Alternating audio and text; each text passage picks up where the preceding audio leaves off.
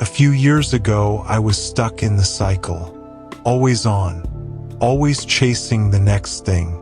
My phone was the first thing I touched in the morning and the last thing I saw before bed. I was accomplishing a lot, but inside, I was running on fumes. I was irritable, disconnected from people I loved, and spiritually empty. One day I hit a wall. Not metaphorically, literally. I fainted at my desk. My body forced me into rest.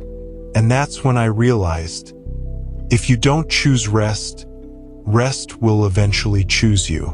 But usually it won't be on your terms.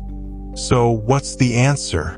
It's intentional rest, not accidental downtime, not mindless scrolling or binge watching until 3 a.m., but purposeful, restorative pauses woven into the fabric of your life.